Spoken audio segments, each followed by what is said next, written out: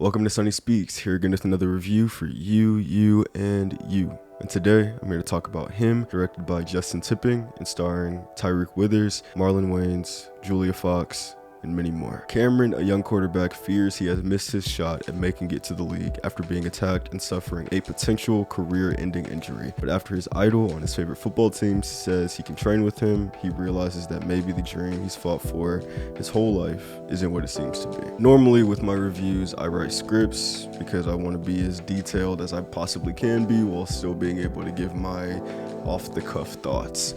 This entire review will be very similar to Hard Eyes, where I did not write a script and I'm just talking because this movie doesn't give me a lot to think about, honestly. So let's just go down the list. The main character, Cameron, played by Tariq Withers, is empty, a very, very empty character. And I am starting to get to a point with this actor where I don't know if he can act for real. I think he's handsome, he looks good on screen, but outside of the one episode of Atlanta that he was in, which I feel like that character that he was playing, I feel like it's easy to play, but even that character has more complexity and depth than what Cam has. Cam is, I don't really know how to describe him. I find him to be very generic and again empty overall. Despite everything he's going through, he goes back and forth on being a part of the chaos and the darkness of this new reality or just being a good person, and by the end the choice he makes doesn't really make any sense with how his story has been set up. And so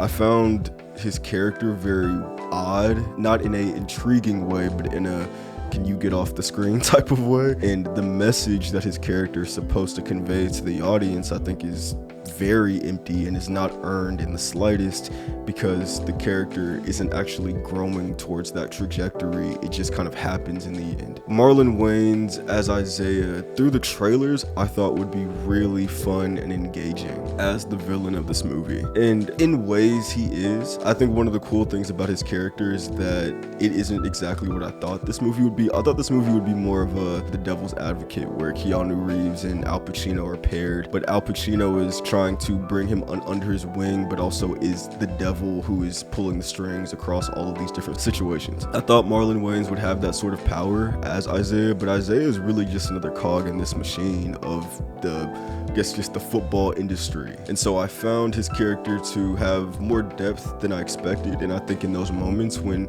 Marlon Wayans was allowed to be more emotional, I thought that Isiah as a character definitely was the most intriguing one out of anybody in this story. But because of his lack of power in this entire situation, he then becomes, I wouldn't say boring, but pointless. He's there just to be there, and almost is supposed to be a possibility, a path that Cam can go down if he chooses to go down the wrong path or chooses to embrace the darkness of this world. Some of the conversations between Cam and Isiah were actually really well done. My favorite was one that's been seen in the trailer where Isiah asks, like, what are you willing to sacrifice? And Cam says everything. That scene I thought was really well done by the actors, but also the way that it was shot. I thought that seeing Isiah through the visor was really interesting and created a sense of isolation and relatability to what Cam is going through. In the scenes when they are together, I think that they did a really good job of being a good duo and having good chemistry as these people who have very similar life paths and are both quarterbacks who kind of carry all of this weight and burden. If you win, if you lose, it's all on you. And I think that the conversations they had about that and how to be the most effective quarterback, I thought was pretty well done. But those scenes are few and far between. And when they are separate, the characters are written way worse for whatever reason. And I just couldn't latch on to either of them. Again, Marlon Wayans as Isiah, I thought I was going to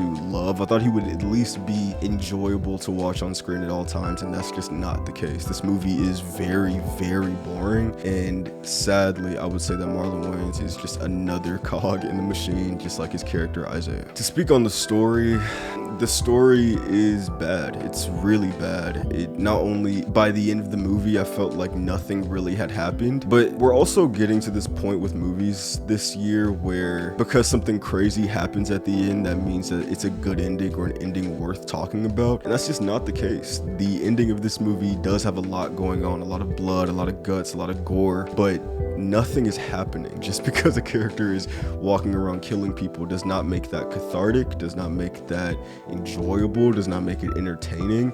Everybody around me, when I was seeing it in theaters, including my date at the time, we were watching it just like, what is happening right now? And not because it's confusing, but because it means nothing. And a lot of what the story does is it presents a message or an idea that could be cool, could be intriguing, but in the end, it just falls flat because there really is no heart. There's no real depth to what this story is trying to say. And I think that shows in the casting of Cam, choosing a actor who I can give it a little bit of bail with Justin Tipping, the director, maybe trying to go for a Patrick Mahomes sort of comp, but I think having a dark-skinned black quarterback could have had a really interesting dialogue throughout the film, and just with the people that he's interacting with and where he comes from and all of that, and would have had more relatability to Isiah. But because of that choice, and because this movie is following a young black quarterback who idolizes a older black quarterback, but it's directed by a white man, a lot of the commentary this movie is trying to say is horrible, and not horrible in the way of like my ethics or morals, but horrible in the way of that I don't think a white man would know how to make this sort of story, and I definitely don't think they would be able to do it effectively. I completely get why in the marketing they were constantly saying Jordan Peele, Jordan Peele, Jordan Peele, though he only produced the film. And I think a lot of people went into this movie thinking that Jordan Peele was the head of it and that we'd get another Us or Get Out or even a Nope, something that has some sort of social commentary that follows black people in an organic way. But this movie is the complete opposite of that. And I really hope that we don't look at him as something in Jordan Peele's filmography, because it's not. And he has always and probably will always make better films than something like this, because this movie is just so empty and just has no real depth whatsoever. It's a boring ass film. What I will say though, I liked the visual language that they chose throughout the entire film. And one of my favorite things they did was when impactful things happened, and I do mean impact literally, they would have an X-ray go over the screen. And I thought that was really, really cool. Like seeing the brain rattling as you see it in the trailer, or just times where people are screaming, and almost having the X-ray be more of a narrative device, allowing us to see Cam kind of losing himself within the violence and anger and the darkness in football instead of the beauty in it. Then when the X-ray would go away, we would see the humanity again and see his eyes and see how he's reacting to something troubling happening. I thought that was really cool, and I wish that the movie continued to try to be more of a visual piece than trying to say things, but the movie does try to say a lot of shit. But it's interesting how it says so much and yet so little at the exact same time. Overall, my rating for him would be an Overcast rating, or over-ass. The reason why I'm even giving it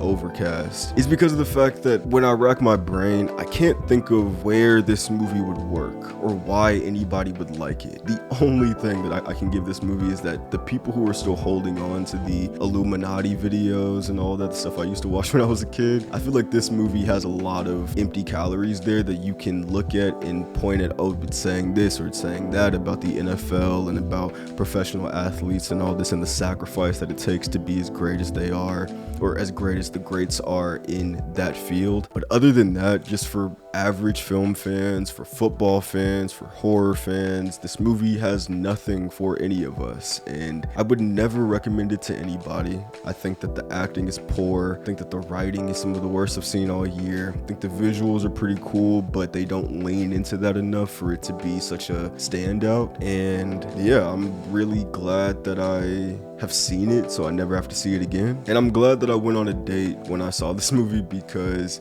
it made the experience of it so much more fun. If I saw this by myself, I would have left the movie a lot earlier than when it finished, and I probably wouldn't have even built up the strength to make this review.